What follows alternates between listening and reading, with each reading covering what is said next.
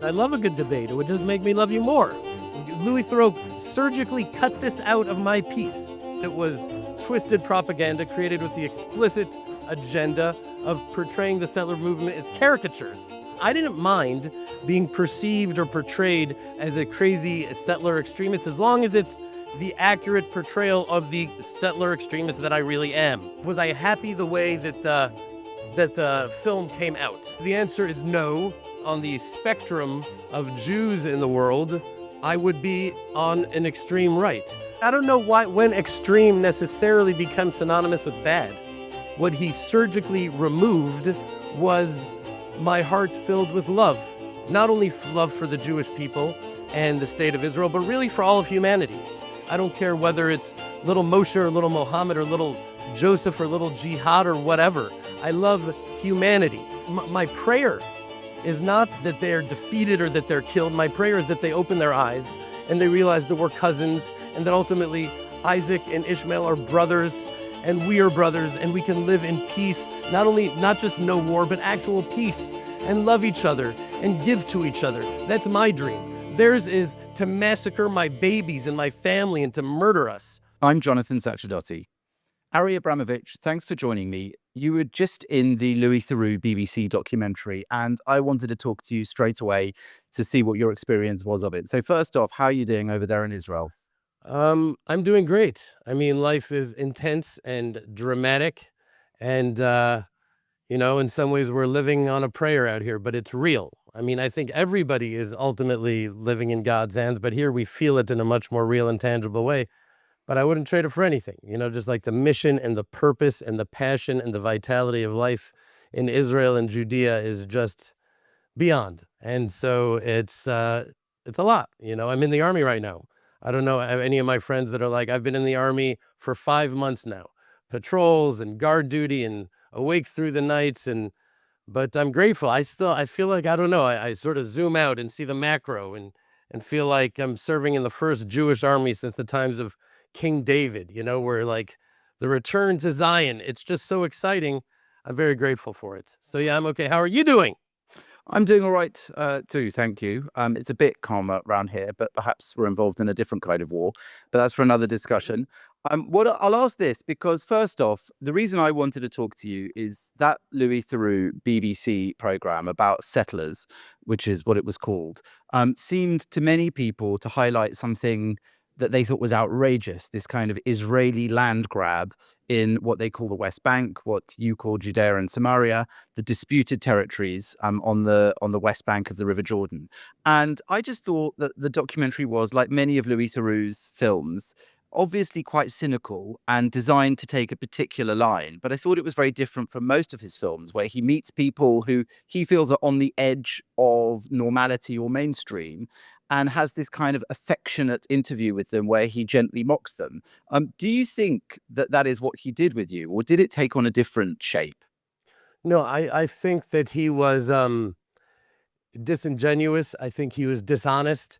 He was, he said, I'm just coming to really get both sides of the stories with an open heart and an open mind and a desire. And then when I saw the way we spent maybe, I don't remember, I didn't time it, between 3 and 4 hours together.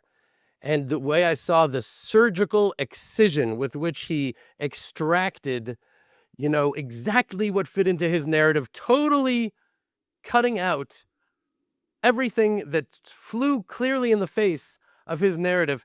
There was a sinister, dishonest, evil element to it. It's not like, he's coming in with a bias and it just sort of comes through. There was premeditation there, for sure. So sinister, evil, dishonest, those are really strong words. And I want to hear why you feel that way. So let's start out, rewind a bit. How did you come to be involved in this film? How did they approach you in relation to who you are? They reached out to me through, originally I got a call from Regavim, which is an incredible organization of incredible people who I deeply respect and admire, who really do land surveys and share the truth of what is happening in Judea. Many people don't know that, like, they think Judea, Samaria, the West Bank, settlers, a percentage of Judea and Samaria is actually Israeli occupation. You know, Israeli settlements, what percentage has Israeli settlements in Judea? 1%. Right. 1%. You know, when you include farms like mine, it brings us up to 3%. And so, like, what is this gnashing of the teeth and the rage and the anger of the occupation? When you drive out here, you see that, you know, the settlements, we have barbed wire around us and patrols and security systems. They don't have any barbed wires, any security systems, anything. Why? Because no one's trying to murder them. You know, and so Regavim is an incredible organization that is sharing a lot of truth. They reached out to me and said, Ari, there's this BBC interviewer. Will you do the interview? And if Regavim asked me to do it, I'm going to do it. So I said yes. Even though I knew about BBC, I knew what they're about. but at the same time, I said yes, you know, and so they came. I did 2 days of interviewing with him. And then a few days after that, I got a message from a number of the different activists who were circulating this message with a picture of Louis Theroux saying, do not interview with this man. He is dishonest. He will cut and slice and dice and take you out of context. And his purpose is to make Judea and Samaria, the settlements and settlers, look horrible and wild-eyed and crazy and extremist. And I was like, well, thanks for the message, you know, a week after I did it. Just to play devil's advocate, because what lots of people have said is he didn't need to do that. You guys did it yourselves. Okay, so what I would say to that is when you spend 4 hours with someone, and clearly, by the way, on the spectrum of Jews in the world, I would be on an extreme right. But what he excluded, what he surgically removed, was my heart filled with love. Not only love for the Jewish people and the state of Israel, but really for all of humanity. That I'm a medical clown. I go to hospitals to make kids laugh. I don't care whether it's little Moshe or little Mohammed or little Joseph or little Jihad or whatever. I love humanity. That's my heart. That's where I come from. When I see, you know, I'm driving and I see there's a crazy storm happening and there's an Arab walking through the storm, I resent them that I can't just open the door and pick him up and let him in. I want to, but I can't because he may stab me in the neck. You know, that's what we're dealing with here. But my heart, my prayer is not that they're defeated or that they're killed. My prayer is that they open their eyes and they realize that we're cousins and that ultimately Isaac and Ishmael are brothers and we are brothers and we can live in peace, not just no war, but actual peace and love each other and give to each other. That's my dream. Theirs is to massacre my babies and my family and to murder us. You know, he doesn't include any of that stuff. He only includes the one sentence that he took the beginning of the sentence out and edited the end of the sentence. And so we made ourselves look like that. Okay, people can say that. There was just a rabbi in America, a very well-respected rabbi, that said pretty much threw those of us that were the settlers under the bus and said that type of extremism, really taking the word of BBC. He's a rabbi. There's an idea of Lashon Hara, evil tongue, and Motzi Shemra, taking someone out of context, to conveying lies. Lashon Hara, gossip, is when it's true. Motzi Shemra is when it's false. So he's taking BBC's word about Jews on the front line of settlement in Judea, on the front line protecting every Jew in the world with what we're doing, in favor of BBC. You know, so if you want to say we made ourselves look that way, maybe. You know, but the truth is, like, you know, you asked me, was I happy the way that the film came out? Can I answer that question? Yeah, of course. So I would say the answer is no, but also sort of on a deeper level, yes. Right? No, in the sense that it was twisted propaganda created with the explicit agenda of portraying the settler movement as caricatures of crazy, hateful, unreasonable, wild-eyed militants, when in reality, the settler movement is made up of, at least in my experience, the happiest, the most optimistic, the most idealistic, grateful, loving people. Just, you know, the chesed, the mesirut nefesh, you know, the acts of kindness and generosity and self-sacrifice, on anything unlike I've ever seen in my life. That's why I wanted to live here. I wanted to be a part of these people. The underlying motivation of our lives is love. Love for the land, love for Hashem, love for the Jewish people, love for humanity, as I said. But we're on the front lines of not only in the global war for freedom and liberty against the global jihad, which is what it is, but we're bringing God's presence in the world, which is a source of light for all of mankind. And I think that I always say the greatest tragedy of all of this is that if our enemies knew what a source of love and peace and light, the temple that we're all praying for, that you are praying for. I don't know. Are you a Jew? Are you Jewish? I'm Jewish, yes. So in your prayers, there's no prayer that doesn't talk about the temple. If they understood what the peace and brotherhood that would bring, they would be helping us build it. And it's that vision of peace and brotherhood which drives us, which of course is sharply contrasted to their sick, genocidal, pathological bloodlust that is deeply theological and not about independence, their own state. We're farmers and we're teachers. And if I can jump in, here's the thing. This is what I want to ask you about. So first off, you mentioned all the love and the sort of positive spirit of the settler movement. And you say that he didn't show that. Did you share all that stuff with him? I totally shared that with him. Yeah, I was with him for nearly 4 hours, but he didn't take that out. He took out in order to portray his agenda of making us look like extremists, which, by the way, that's what I was going to say. In that way, I am happy in the way that we came out, because I'm starting to believe that the portrayal of us as militant, unreasonable, extremist, religious fundamentalists with unwavering conviction may actually be the right way to go. Right? Like perhaps that dimension of ourselves should be magnified and amplified just exactly as he did. Everyone thought he did a horrible job to make the settlers look terrible, but maybe not. Maybe, I know that's what he intended, because the more we try to focus our hearts and desire for liberalism and peace that every Jew has deep in their heart, the more we think that the liberal West should identify with us because we're like them, the more they seem to hate us and side with Hamas. And it's just important to recognize that the more we talk about all the attempts of land for peace and giving them a Palestinian state in the heart of Judea, and we're trying to give our land away, but they're just not behaving and they're still killing us no matter what. The more we try to take that Western liberalist approach, the more they detest us. And also for sure, the more we are broadcasting how persecuted and murdered and how victimhood, the more they detest us. Right? And maybe it's time for us to understand that we're not going to be loved by your British compatriots or by any of the Europeans or most of the world, but they can respect us. And at the very least, people respect and sometimes even fear people with true conviction. So maybe there's a hidden blessing in the way he portrayed us. I don't know. I want to ask about some specifics, like the first part of the film where you're introduced and you turn up and he says, "Oh, you came armed," and he comments on the fact that you're carrying a gun, which to people who've been to Israel isn't that unusual because there is a security need, especially in areas like the one where you live. But he made a kind of Louis Theroux style, quirky, jokey remark about it. He said, "Oh, but we're so friendly." One could debate that. I'm curious because then he commented when you met him in the synagogue that you have got there, which looks beautiful, by the way.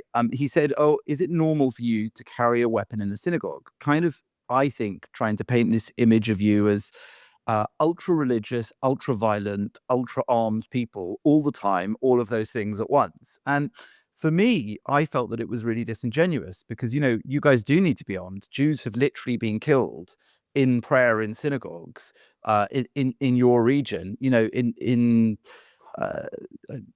a synagogue in East Jerusalem in 2023, there was that 13-year-old Arab who killed 7 people. There was the Hanof synagogue in 2014 where people were killed. I think 6 people were killed at prayer. So did he have really genuinely no understanding of why someone like you has to carry a gun? Or was it, feigned kind of naivety on his part? Yeah, so I watched the documentary. I had to watch it on like 1.5 or 2.0. I didn't have I didn't have it in me to really watch it, just seeing what he was doing. But he knows what's going on. He knows the truth. I spent 4 hours with him, and he took out a total of 3 minutes. He took out a total of 3 minutes. I'll tell you this. I sued I was part of a lawsuit against the Biden administration about the sanctions of the Biden administration against the settlers. And why did they sanction the settlers? because they needed to create some sort of false moral equivalence between the settlers and Hamas, or between something Jewish and Hamas. So who are the most extreme Jews? The settlers. So he called them extremist, violent, radical settlers. And so he just randomly started, really, it seemed like random, people that were never convicted of a thing, even accused of a thing, just settler farmers in Judea were getting sanctioned by Biden. But if you look, tell me the name of one Jew in 2024 that woke up one morning and committed a preemptive, proactive terrorist attack. 2023, 2022, 2021, 2020, 2019. You can't give me the name of one Jew that did that. I could give you hundreds of names of Arab jihadists that did it. So why? Because there needs to be this sick, false moral equivalence. So he's going to focus on my guns after seeing what we went through when we didn't have guns in the South on October 7th, seeing what happened when we didn't have guns in Nazi Germany in the shtetls. Okay, you know, the quote in my head that keeps coming back is, I would prefer an Israel that the world hates than an Auschwitz that the world loves. So he wants to just focus on our weapons as if, you know, we're violent because we have weapons to protect ourselves. The moral blindness is so sick that it's almost not blindness. There is a deep, sinister, sick agenda. And I really learned how dark it is from being a part of this, seeing what I said and seeing what he broadcast, and how he said, oh, I'm not going to slice and dice you. That's not what I'm about.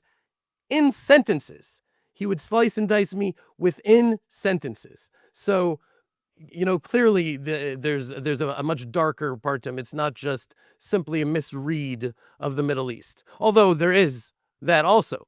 You know, he's fundamentally secular, so he refuses to see this as what it is. So he needs to make it about some sort of Palestinian liberation movement, even though I have a list here of 300 attacks since the year 700 of Muslims against Jews. Was that about the West Bank? Was that about Judea? The whole thing is a pretext and a smokescreen for the global jihad that's coming after him. And that's why I only wish him well. I only want good for him or anyone. But he doesn't understand that he is really laying the groundwork for his own undoing and the undoing of Britain and England. If he thinks that the jihad is going to have a soft place in their heart for him because he did, you know, these puff pieces for them, he has another thing coming. His head is going to be chopped off on a stake just like everyone else. You know, we're talking about the global jihad. That's what this is about. And it's not some Palestinian liberation organization. I mean, the PLO was established in 1964. Were they established to liberate the settlements of 1967 that didn't even exist yet? Of course not. Of course not. A lot of people don't understand what settlements and settlers are, and they don't really understand the complex situation in the region. Now, Aragot Farm is, I believe, in what's called Area C. And if we can just dive into this a little bit, under the Oslo Accords, the region was divided into areas A, B, and C. And Area A, about 18%, is under full Palestinian Authority control. Area B, around 22%, is under joint Israeli-Palestinian control. And Area C, around 60%, is under full Israeli control. So my understanding is that Aragot Farm that you run and started is in Area C. That's under full Israeli control. So he asked you this question: is this legal, what you've built here? Tell me what he the didn't situation... ask if no, he didn't. He didn't ask if our farm is legal. Maybe he did. I don't remember. Forgive By me, the I may way, have that is my misremembered greatest that. regret. My only regret. I don't regret doing the interview as much as people say I should have. I don't. I regret not making my own recording. That's what I regret. I should have recorded it myself so I could really expose what he's about and what he did there. And he could do it. I'm thinking about writing an article, but I'm not going to, called Release It All, Louis. Let it all out. Let every piece, and then people will see what you were given and the people that you encountered, and how Daniela Weiss, she's not the sociopath. You, Louis, are the sociopath, being kind and sweet and nice and saying that you're fair-minded, but really you're using everybody that you're meeting to accomplish your sick, twisted agenda at the end through lies and deception. Okay, that's what he did. But anyways, I don't even remember, what was your question? So I was asking about Area C and Aragot Farm. Okay, so the answer is that it is the Aragot. He asked me about Pnei Kedem. That's what he asked, about the village across. And I happen to know, I was nearly positive that it was totally, totally legal. I don't know that there are certain parts of it that maybe have not yet been zoned as legal yet, but anyways, that was but I don't want to get into that. Just like I don't want to get into the area A, B, and C thing. Israeli jurisdiction and control, civil control by the Palestinian Authority. The Well, whole don't you think thing it's is such important to some a extent? Western implant. Think about what it was like before they came in. You drive through Judea now, and you see Arab villages with red signs in front of them saying, Israelis should not come in here. If you come in here, you will be murdered. You could die. It is illegal for you to come in here. Imagine that you're an Arab living there. How disempowering is that?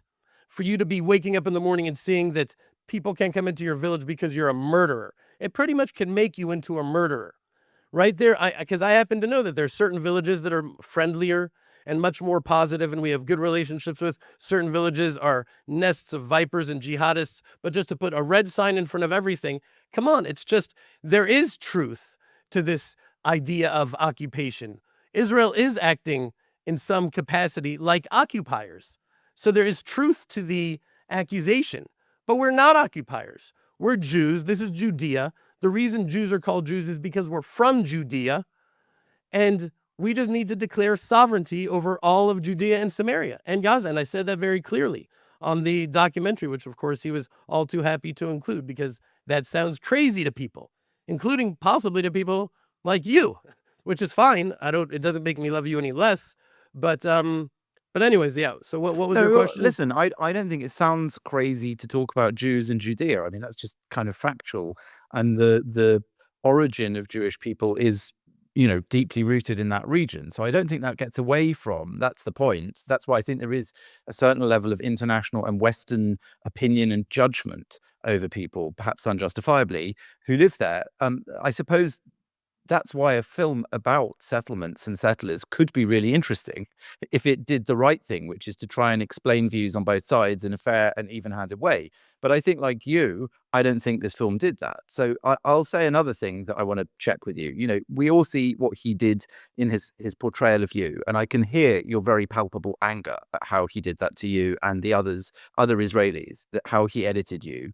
And I would say that it's a bad documentary that makes participants feel that way, because, a participant should feel that they are represented in the end film according to what they did in all the interviews. If they feel that it was misrepresented, then I think it's a fair sign that the filmmakers didn't do a good and honest job. So I want to ask another thing. He made out that you basically don't care about or you hate your Arab neighbors. Is that the case? Totally not the case. Totally not the case. I don't hate anyone. I think that hatred is corrosive, and you have hatred in your heart, that it is ultimately bad and unhealthy for the person that harbors that hatred in their heart. I try to have love for all of humanity, which is a difficult thing to do when you're a soldier in the Israeli army and you're going into Gaza and you're fighting Hamas. How do you have love in your heart for Hamas, who are pretty much jihadist Nazis that are even worse than the Nazis, in the sense that the Nazis at least tried to cover up their crimes and their evil, and they were broadcasting it on GoPros. So how do you have love for them? So there's the thing. I may sound like a crazy extremist explaining this to you, but it's fine. I didn't mind being perceived or portrayed as a crazy settler extremist, as long as it's the accurate portrayal of the settler extremist that I really am. I just don't want to be portrayed dishonestly. And so King David, I always wondered, how is it that King David was able to compose the Psalms of Israel here in these mountains, by the way, which required such spiritual sensitivity and nuance. And at the same time, he went out to war, slaying thousands of Philistines with his bare hands. How did he do that? And I think that's because his fight against the Philistines didn't come from a place of hatred, but from a place of love. Not only love for his own people, but on some level, love for them. Because knowing what we know about the world, that we don't have a soul, but we are a soul, and we have this body that is the garment for our soul during our fleeting experience in this world. If you see a Nazi carrying a canister of Zyklon B to a gas chamber full of Jewish children, what is the greatest act of kindness you could do for the Nazi himself? Put a bullet in his head.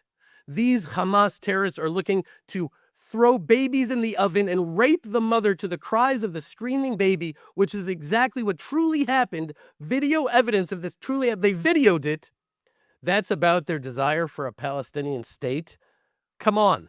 That is a much deeper, sicker, soul-rooted, pathological evil hatred that is so genocidal that we need to banish this darkness from the world. Okay, but they're not all like that. They're not all like that. There are many of them that would love to live as Arabs in the Jewish state of Israel, a better life than any Arab pretty much in the Middle East. Many of them were. Many of them would. So I say they can stay. Welcome. It's true that I obviously believe that this land belongs to us as the Jewish people, but on a deeper level, we belong to the land. And they could belong to the land too, if they want to live here in peace with us and love us and respect the Jewish state of Israel. But if they want to establish a fake Palestinian state in the heart of Judea, if they are going to celebrate the death of our children, if they're going to murder our babies in their cribs, throw them out of the country, and that's better than what they deserve. So do I hate them all? Absolutely not. Absolutely not. But I think we need to do what's right and not try to cater to British sensitivities. I want to ask this then, because it's another element, I think, of how that film and more broadly, how the left and the West maybe present settlers. To some extent, they say that you're motivated entirely by a belief that religion and the Bible promises Jews the land and that sort of thing. Now, I know that there is a religious element to your beliefs, but is there also not, in what you're saying, a sense of historical and archaeological bond to that land? It's not just simply that you believe a big man in the sky told you it's yours and therefore everyone else is damned, or am I misunderstanding this? Okay, well, first of all, a big man in the sky, that's not exactly my perception of the creator of heaven and earth. But fundamentally, my entire worldview is seen through the prism that there is a creator of heaven and earth, that there is a God, and that is true. But that being said, on one level, there was a war, and we won the war. That is often neglected. We just took Palestine. No, there is a war. International law has long recognized the fundamental principle that territory acquired in a war is not considered illegal or illegitimate, particularly a defensive war. And in 1967, Israel was attacked by surrounding Arab nations, Egypt, Jordan, Syria. Despite Israel's call to avoid the conflict, we did not seek war, but our existence was threatened and we defended ourselves. And in 6 days, we not only survived, but we repelled our enemies and took control. We liberated Judea and Samaria. Show me an ancient map that doesn't say Judea and Samaria. That's what this is. I don't know why it's so fringe to call it Judea and Samaria, why everybody needs to call it the West Bank or whatever. But in short, Israel was attacked. Israel won. The territories gained were not stolen, and they were liberated. Right? And that's how borders of nations have been drawn and redrawn on the battlefield, from the Roman Empire to the Ottoman Empire, from France to Germany to the United States. Victory in war has shaped the map of the world. So I'm not looking and saying, oh, you have to believe in my version of the Bible, in my version of what God says. There was a war and we won. And that's what I also say to these Arabs when I am debating them. And they're doing this smoke screen and that smoke screen. I say, listen, why do you stand against Allah? Why do you hate Allah? We're surrounded by 23 Arab states, 57 Muslim states. You outnumber us, more weapons, more everything. Why are we victorious? Because Allah is with us and not with you. And that is something that at least they can wrap their minds around. That is an argument that they can respect, not United Nations Resolution 242 and what about the this and the that and the occupation. It's all just nonsense and a pretext and smokescreen. And we really don't have the luxury to entertain this nonsense anymore. So I think what you've touched on there is really important, because I think there's a complete difference in how people in the Middle East, yourself, Jews, Israelis and Arabs and Muslims, talk about the situation from how people here on the BBC and the like talk about it. And this concept of war and even God and of taking land, of conquering land in war, it's completely different. So, for example, there is the Islamic sense of Dar al-Islam, and land that has been Islamic and is then conquered. It's kind of an insult spiritually that is the case, and there's this religious obligation to reacquire, retake that land. So I think in a sense, what you're saying is that there is a complete difference, not just in vocabulary, it's a different language. It's not a different dialect or a different vocab. Louis Theroux and the BBC don't speak the same language. And this film, which attempted to shed light on how people in the region see the land, didn't do so. It painted you guys as kind of crazy religious nutcases, and it presented the Arab Palestinians that he interviewed as these peace-loving, kind of UN-compliant, non-violence practicing, poor, victimized people. And in Yeah, I that mean, look at who sense, he interviewed. He interviewed me, an extremist. I would say, by all accounts, I am an extremist, if an extremist is a relative term to other people. So definitely compared to British Jews, I'm an extremist. And he came out here to the furthest settlement, deepest settlement into Judea, interviewing me. And then who did he interview? A bunch of smooth-talking peace activists, Palestinian peace activists. And that's who. And that was. I would love for him to go to the Arab equivalent of me. Go interview. I wouldn't, God forbid, say the equivalent, but interview, a PA policeman. Interview a normal random Arab on the street. Go to interview a Hamas. Interview them. He would never interview them. First of all, because he wouldn't be confident that they wouldn't cut his head off. They may just do that because that's just what they do. But also, that's not what he's trying to convey or portray. He's going to go to the furthest left liberalism of them and the furthest right of us, and then make this equivalence. But I'm happy he did it, because the world should see that there are Jews living in Judea that have conviction and belief and passion and that are willing to die. And I'll tell you what, I love British Jews. I love all Jews in the world. I would die for any Jew. From the far left, Kaplanistim, Peace Now, my love for Jews transcends opinions and perspectives. But I wish that so many British Jews that I've been hearing from about this, that have this sort of, I don't know, there's something, a mixture of like the accent that sounds very academic and evolved. And I'm just like, I'm just speak the way that I do. And it feels like virtue signaling with the vain, quixotic attempt at endearing yourself to these cosmopolitan British intellectuals that hate you even more for really turning against your own people in their hearts. I wish that you guys, and I'm not talking to you personally, maybe, I don't really know that much about where you stand. I know you're a good, honest person, but I wish you would recognize what so many in Israel have started to recognize more and more since October 7th, that Jewish sovereignty and Jewish settlement in Judea is not the problem, that it's the solution. That's what they've realized here now. There was even one of the hostages whose wife and daughters were killed that said it was good that it happened to us down in Gaza, where we're all left-wing activists, and not in Judea and Samaria, because we would have all said it was your fault for being in the settlements.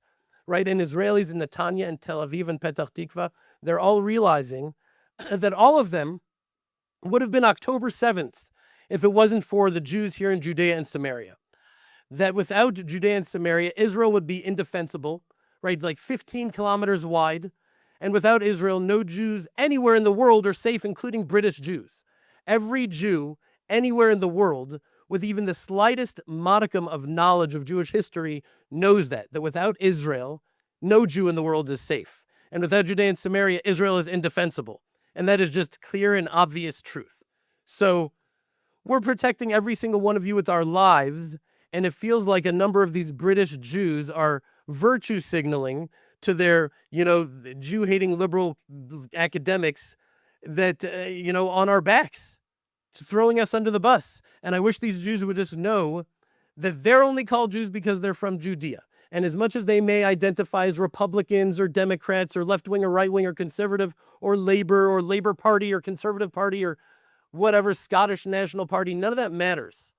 All of it, it's all fleeting and ephemeral and very new. We are all Jews. And what we need to learn from our enemies is they don't make the distinctions between us, so we shouldn't either. We need to stand as a family, because we're not co-religionists. We're a nation, and we're a family, and we're an ancient people of warriors and scholars and prophets and kings. And that's what this is all about, really reconnecting to who we are as a people. And in some ways, October 7th was just that final defibrillator, like waking us up that who we are and what this is about. What did Hamas call this war? They called it the Al-Aqsa flood. It was about the Al-Aqsa mosque. It was about the Temple Mount. There wasn't one home in Gaza that didn't have a picture of the Temple Mount. That's what they called it. Even their officers said that they launched the war because they saw that they were bringing in red heifers to Israel. They said that they're building the temple. They're so terrified of the Jews building the temple that they didn't realize that this fear that they had that caused this launch of this war against us is actually the thing that will be catalyzed. I think we'll look back and realize that it was that defibrillating boom, that catalyst that really brought us to a greater knowledge. I don't know if you know, but this right here, soldiers throughout Israel. I was in Golani, the Golani infantry. I got the tree, and the Tzanchanim, the paratroopers, have the snake with the wings and whatever. Everyone always wore their patches. Everyone is taking them off now and putting this patch. It's got a picture of the temple, and it says Mashiach, because that's what this war is about. This is really should be called not iron swords or whatever boringness they called it, but it should be called Milchemet HaMikdash, the war of the temple, because that's what it's really about, and that's where it's leading us.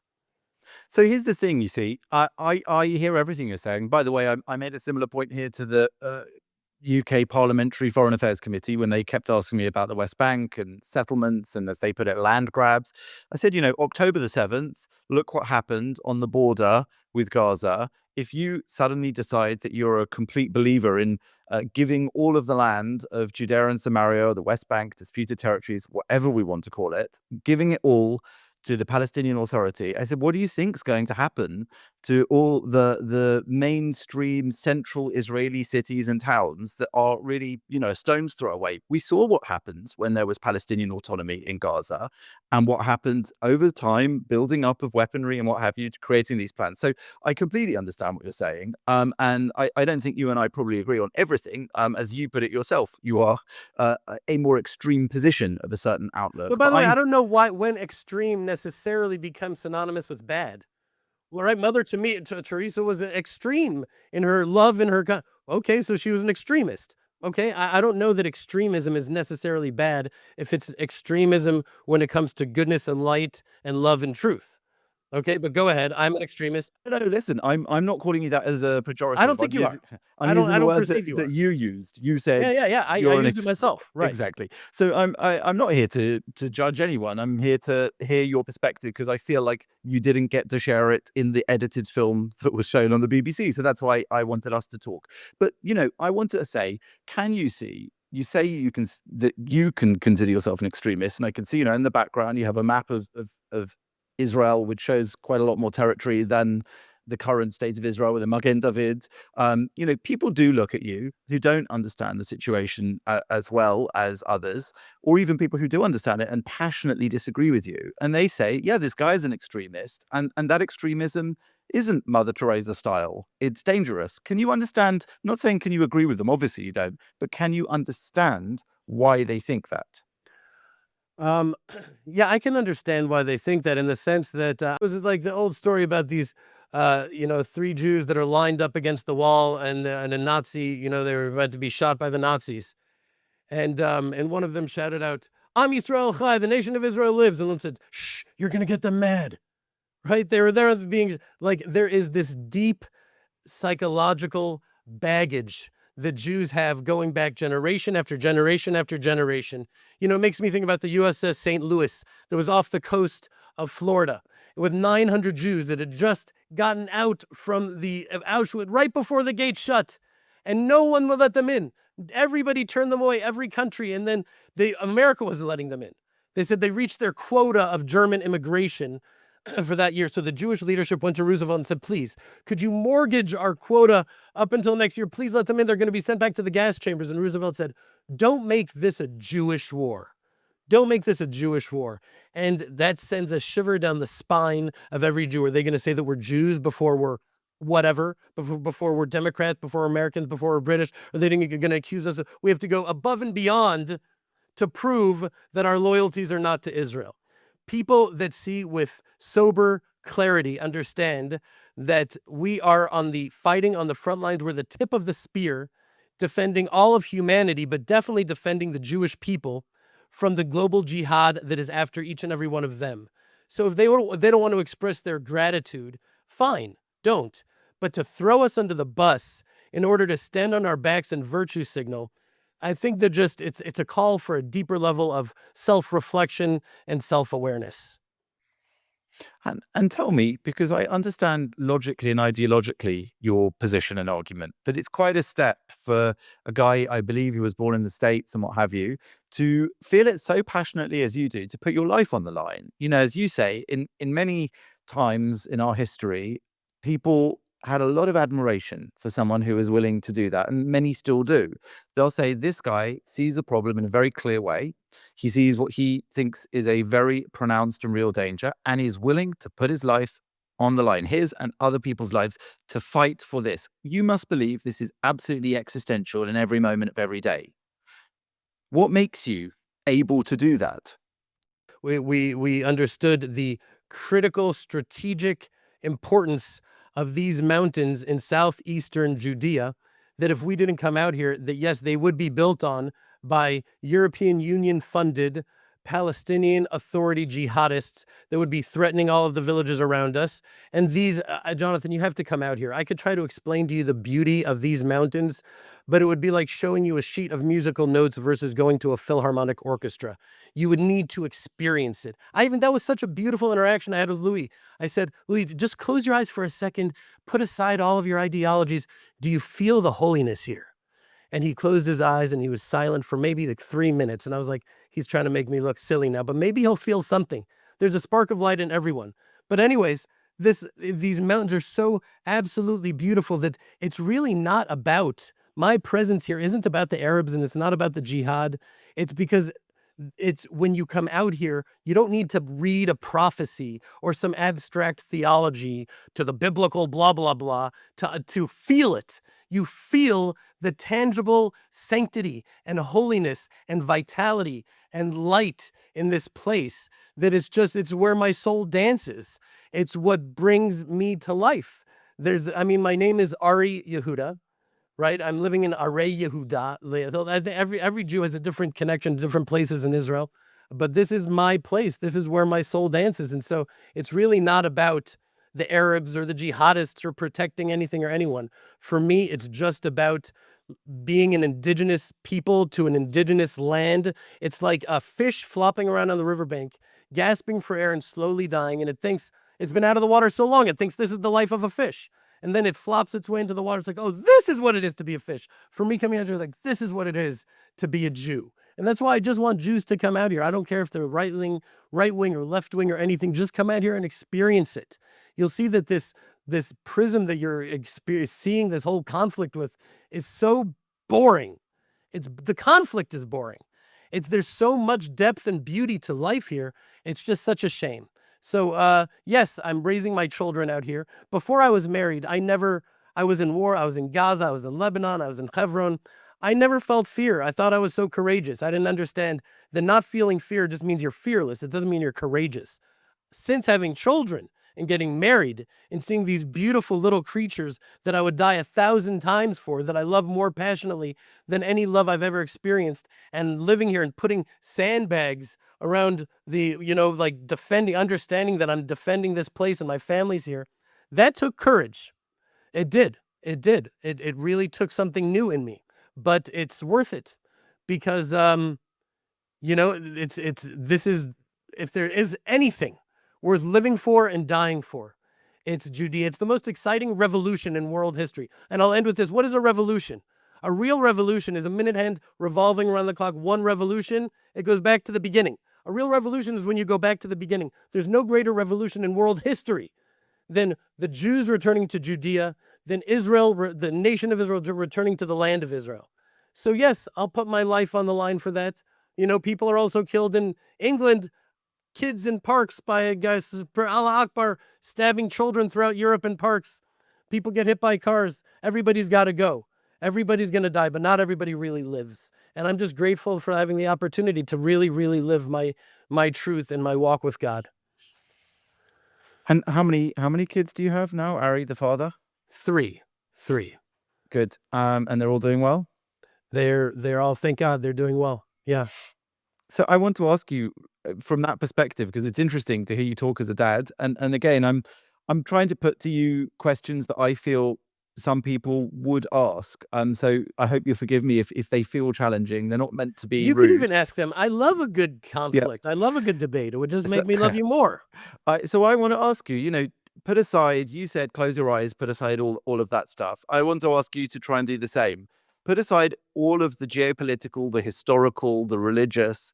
You as a dad, you have your 3 kids and you know your day to day and that you would die for them to protect them and their future. Can you imagine or see that there might be people on, let's call it the other side, who feel, regardless of ideology, regardless of jihad, regardless of Islam, regardless even of the lands, that their day to day is somehow oppressed or oppressive from the other sides to them, and they would do anything for their children, and they would do anything, including giving up their lives, to fight what they see as an oppressive regime which is making their lives hell? Can you understand that? Okay, yeah. So the whole question, I thought you were going in a different direction, and then you took it there, and so I'm having to recalibrate. I think it's very clear when you study them as a society, when you see that over 70% of those that came in and burned and raped and pillaged and tortured were innocent civilians, that from their time they're born, they're raised with the greatest desire to be a shaheed, right? To be a martyr. They send their children into areas that they know Israel's going to bomb so that they will be innocent civilians that were killed. To make the equivalence between our people and theirs is just disingenuous. And you know it. You know that's not true. You know that we're different people.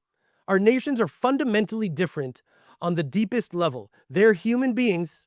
We're human beings. It would be very easy to dehumanize them, say they're monsters, they're animals. Nope, they're human beings. But there's a level of pathological evil there that is all the way back to the Philistines, to Molech, those that would pass their children through the fire of Molech, different sacrifices to pagan idolatry. That's what we're dealing with here. So the false moral equivalence is not true. And for people who say that, well, I should take my kids' lives into account and understand that there's practical, I shouldn't be. I think British Jews should say, well, thank God that there are some Jews in the world like him that are willing to live out there and willing to put their lives on the line, because ultimately they are making my life here in Leeds or Golders Green infinitely safer than it would be without Jews in Judea. So I think that that's an important dimension also.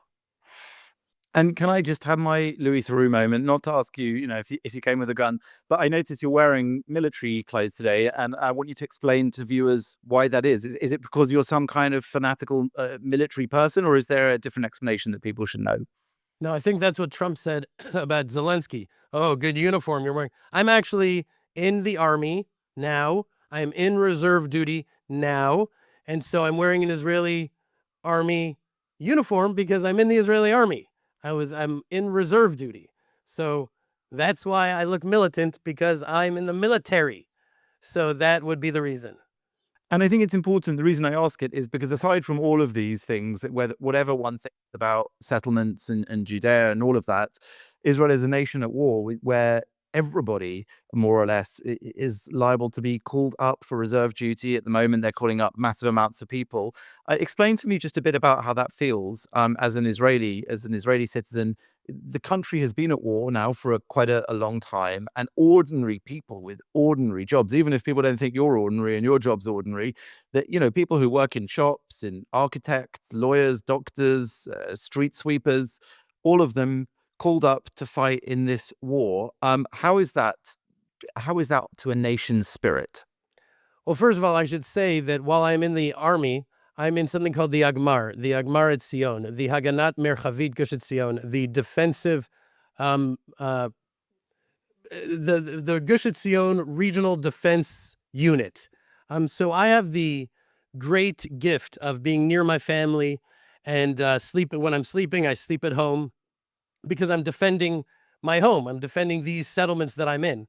There are so many of my just personal friends that are called up to Gaza, that have to leave their families, leave their jobs for months and months and months on end, that are sacrificing their lives, orphans and widows. And for what?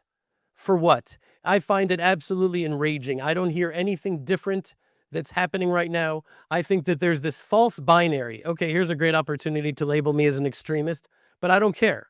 Okay, there's a false binary between saying, well, we either let go thousands of terrorists that have hacked Jews and non-Jews, right? You just interviewed Kay Wilson, who was hacked to pieces, somehow miraculously survived, her friend did not, by these jihadists that, of course, BBC would never interview her.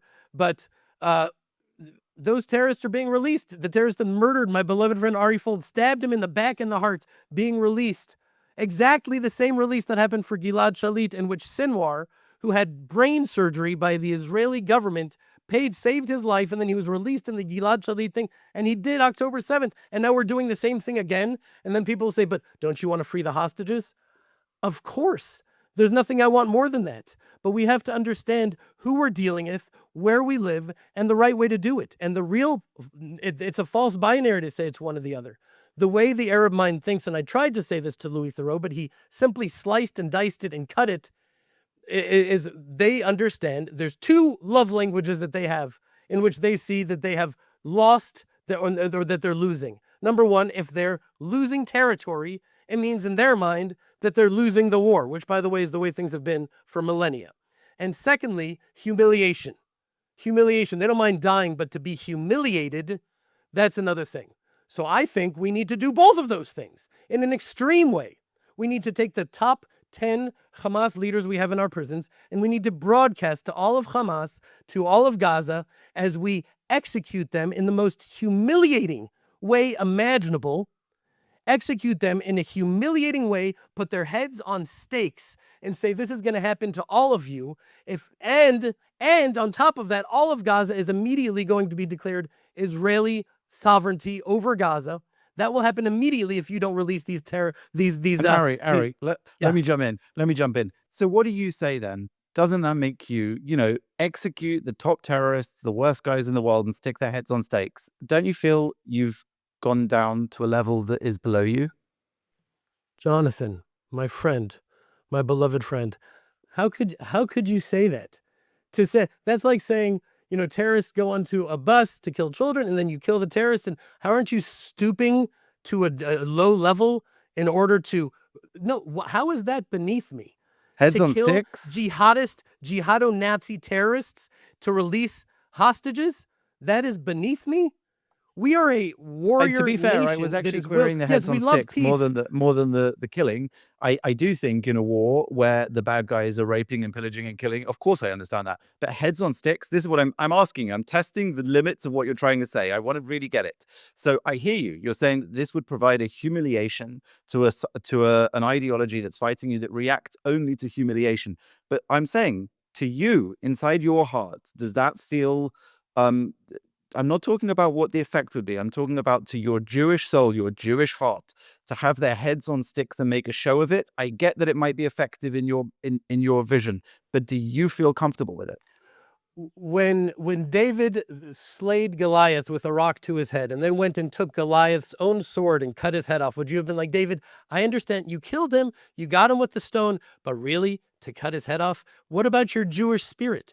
What about when David was sent out by Saul on a suicide mission that Saul thought to bring back 100 Philistine foreskins? And as long as he was at it, he brought 200 Philistine foreskins.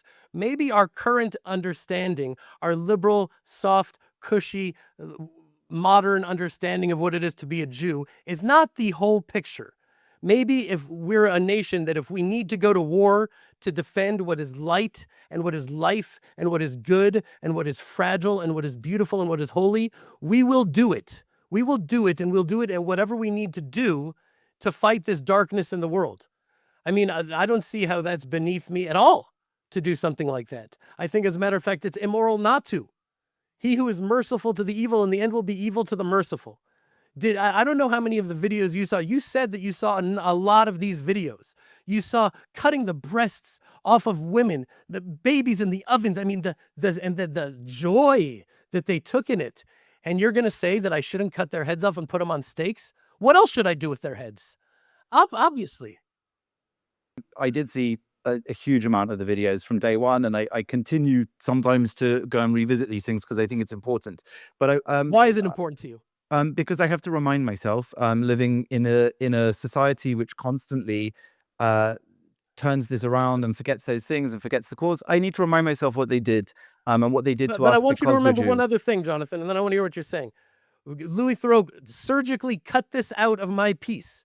He cut it out when I explained to him that the most conservative polls were showing that 8 out of 10 of these Palestinians, of these Arabs around us, had never been so proud to be Palestinians as they were on October 7th, and they watched those very same videos. We're talking about a society where this evil is so prevalent, is so overwhelming, that's what we're contending with, and that's what we're dealing with. And there's a reason that Louis Theroux took that piece out of what I said, and he surgically removed it because he doesn't want the world to know the extent of psychological, pathological evil of these people. You feel that Louis Theroux's film and the BBC misrepresented you and didn't show a full picture of you or the broader ideology that you are part of. I want you to take this opportunity now. Tell me, what would you say to Louis Theroux right now? What would you say to the BBC right now? And what specifically was missing?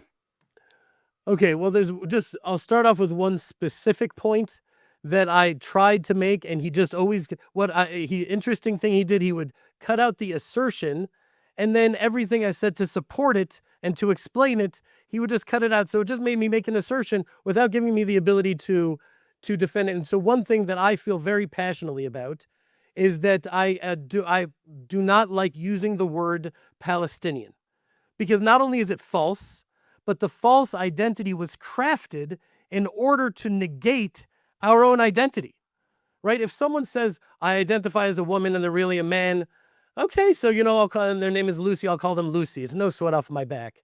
But if they're going to say, I identify as Shayna's husband, my wife Shayna, and no, that's already a punch in the face. They've created this identity for that purpose. And so to claim that the ancient indigenous homeland of Judea is theirs, and there's never been a sovereign Palestinian state in history, no Palestinian king, president, prime minister, currency, or border before Israel's establishment. If you went to an Arab in 1946 and you asked them how they identify, there's not one that would have said Palestinian. As a matter of fact, they rejected the very idea as part of Greater Syria. Anyways, I won't zoom in too much on this point because there's more to say. But, Zouar Mohsin, he was a leader of the PLO. He even said this. This is a quote. He said, the Palestinian people does not exist. The creation of a Palestinian state is only a means for continuing our struggle against the state of Israel for Arab unity. Only for political and tactical reasons do we speak today about the existence of a Palestinian people. Arafat was born in Egypt. Whatever, I tried to explain the reason, but he only said, I don't think Palestinians exist, and totally cut out all of the reasons that I gave to do this. And I know that even people on my own team, the right wing or whatever, they use the word and they say that ship has sailed. You can't fight a losing battle, but I don't care. And I said this to him, Abraham, we are Abrahamic. We are Hebrews. In Hebrew comes the word ivri, which means the other side. Abraham believed in one God and the whole world was worshiping idols. And he said, fine, I'll be on the other side. We have the obligation to strengthen our national character, especially in Britain, and say, no, there's a truth here, and it doesn't matter if all of my British leftist liberal friends are flustered because of it. There's a truth here. And anyways, so that's one thing that I would say. Remind me the question, because I always do that. I get lost in the... I asked, what would you say to Louis Theroux and the BBC right now? Okay, well, so one of the things that I would say is that Louis should really understand is that he is making his own bed. The mayor of London is Muslim. The mayor of Birmingham is Muslim. The mayor of Leeds is Muslim. Blackburn, Sheffield, Oxford, Luton, Oldham, Rochdale, all Muslims. All of this was achieved by only 4 million Muslims out of 66 million people in England. And today there are over 1,800 mosques in England, 80 Sharia courts in England, 50 Sharia councils, 78% of Muslim women don't work and receive state support and free accommodation. Anyways, you look at what Muslim families have an average of 3 to 8 children and receive free money from England. There is a jihad being taken over of England. And by you insisting that this is a different conflict we're in, that it's a issue of independence or whatever occupation and humiliation, you are making your own bed, because that jihad is going to come for you. There's a certain idea, whether you want to call it midah keneged midah, karma, what goes around comes around. It's important to understand that this conflict is a global one. What's happening in Pakistan and India is not about the Pakistani liberation. It's about the jihad. And all you have to do is ask them. I don't know why Westerners insist on projecting their own Western secularism on the thing if it wasn't for a deeper subconscious Jew hatred that gives them a convenient way to air that by siding with the Palestinians over the nation of Israel fighting for our very survival. There was that scene in the film where Dana shoved Louis in the chest, and they made a lot out of this clip. And she said, "Aren't you going to shove me back?" Because this was the point she wanted to make. If somebody strikes you first, of course you'll strike them back. And she was going to say, but you'll only show it from the moment that you struck me back, and you'll say that you were bad. That's what the world's doing to us. The interesting thing was he didn't strike her back. He didn't even have to stop himself. And weirdly, I think that moment unintentionally illustrated exactly what you've just said, which is in you and Dana and many in Israel, there is the feeling that you have to strike back against something which is posing a threat to your existence.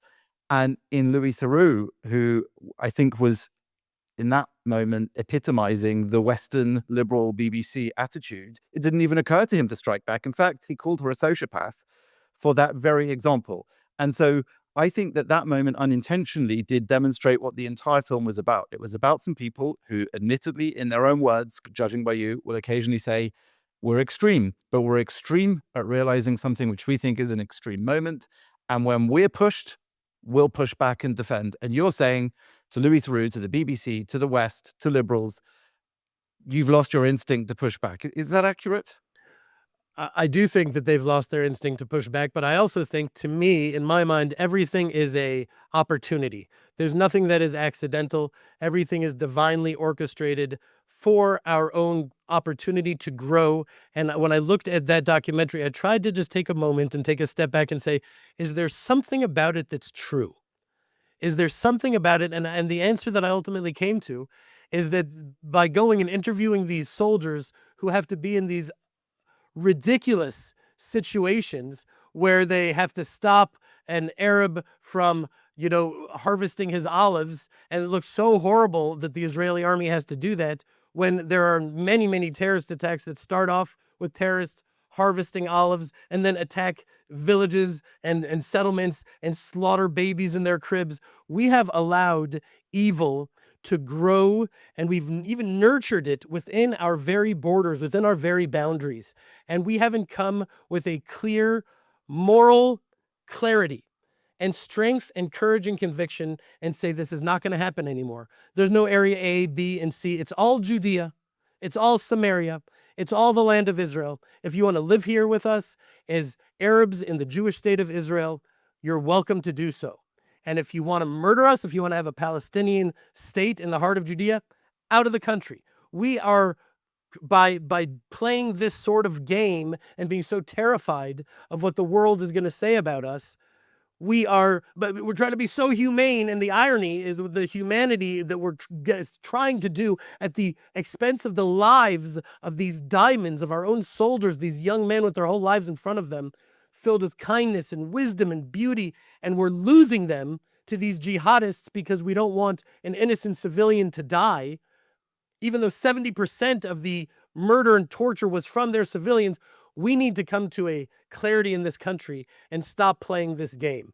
And then there is no Louis Theroux going in and showing these situations and taking them out of context and making us look bad when it's the result of being so humane that it's at our own expense, to our own detriment. Well, Ari, I think you've been very, very clear, very, very frank, and very, very honest. And for that, I thank you. I hope my questions and this discussion has been fair to you, unlike the BBC documentary in your view. We'll see how you edit it. There'll be almost no editing, just a little bit of cleanup, as is always the case in my interviews. So I really thank you for taking the time. I know you're a busy guy and you're in a part of the world where there are lots of demands on your time. So thank you. And hopefully we can keep in touch and I can find out more about what you're doing and the whole area maybe come see it as well at some point soon. Jonathan, thank you. I would love to have you here. And as I said, I'll wash your feet. I'll slaughter you a sheep. You'll get the Abrahamic reception you deserve. And by the way, the Abrahamic reception that Louis Theroux got, I was so over the top, sweet and kind and Did you loving slaughter to him a sheep? And then he took out one little piece because I kept on saying, Louis, sit down, my friend. You're in my home. Please sit down. And he wasn't sitting down. I'm like, sit down. And then he just took those words where I'm like, sit down. And it sounded sort of harsh and mean, totally out of context of just going over the top kindness and sweetness to him. But that's the point. My last name is Abramowitz. It means son of Abraham. I consider myself Abrahamic. And that's what hospitality is about. That's part of my DNA. But I would say this to you.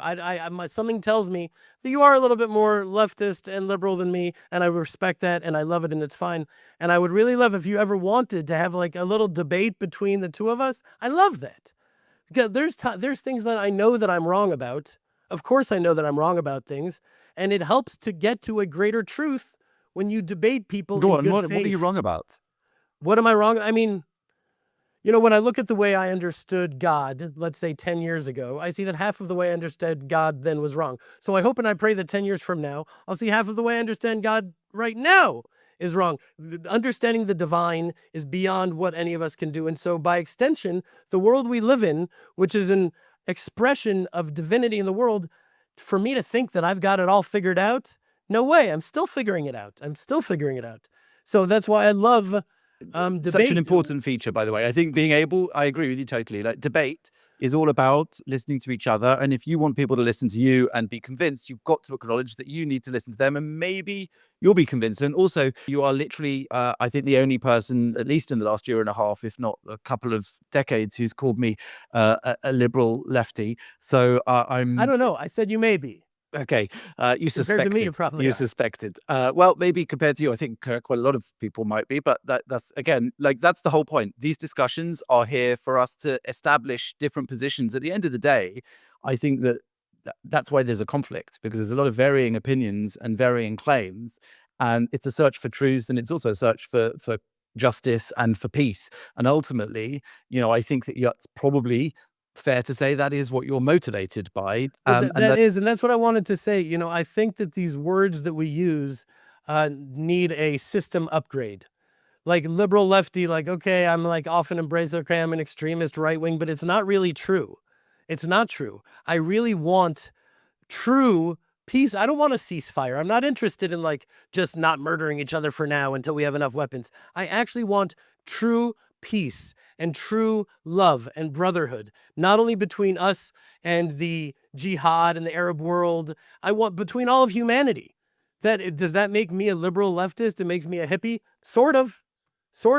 I just think that, the binary that we're used to isn't true, and it's a little bit boring.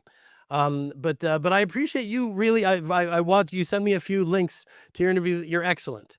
You're really excellent at providing a space to be filled with the other person's heart and intent without trying to shake it up and make it what you want it to be. So that's a rare quality. So really good for you. And it was a wonderful thing to meet you and to be on your program. And I hope I got to meet you in person. Well, thank you. And thank you for that. That is what I'm trying to do in this conversation and in all of them. And I think that you've just expressed something that it would have been lovely to have heard in that BBC film made by Louis Theroux and Minehouse, his company. So I'm pleased that you've had the opportunity to express it and plenty of other views here. So Ari Abramowitz, thank you very much. Thank you so much, Jonathan. Shalom, shalom.